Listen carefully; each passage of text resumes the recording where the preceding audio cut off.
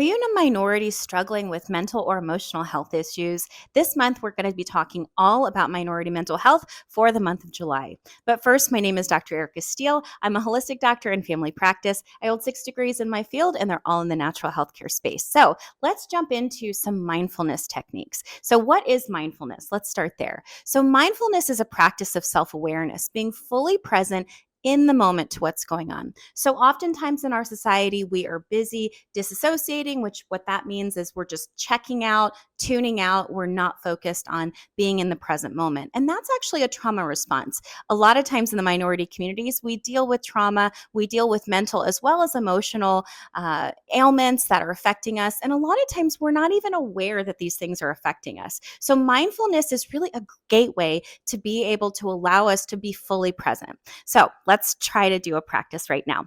So I love this practice. I do it all the time. It's really just a matter of being present. So go ahead and just take a deep breath, being in this present moment, and ask yourself, what am I doing right now?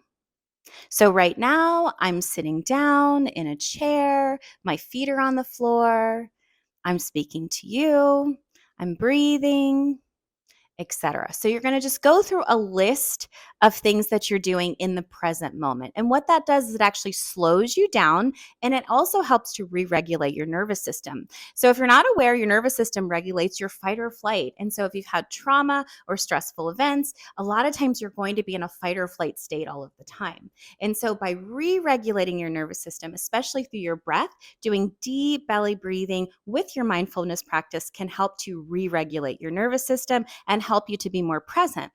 When you are present, that's when you can really tune in to what you're thinking as well as you're feeling, because those are two distinct separations. We have thoughts, and those thoughts then generate feelings. So if we're feeling something that we don't necessarily like, we want to take it a step back and look at what we're thinking about.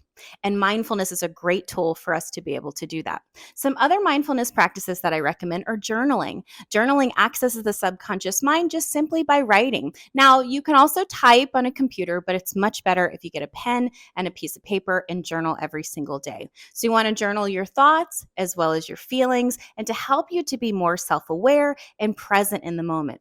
As you begin to slow down and get fully present to what you're thinking and you're feeling, now you can gain some more insight into what it is that you need to work on or heal, or what other emotions or thoughts that you need to explore. So this is just a couple of the mindfulness techniques that I teach. If you're interested in learning more, we do have a free webinar this month. There's a link below, and you can also sign up for our 30 Days to Emotional Healing class, which is a course that I have developed, which gives you 30 days worth of emotional healing techniques that can help you to deal with all kinds of different emotions, such as anger and frustration and lack of forgiveness and all of the reactive emotions that we struggle with. So our mindfulness practice is going to be more of our proactive emotions, and then those tools are going to help us with our reactive emotions.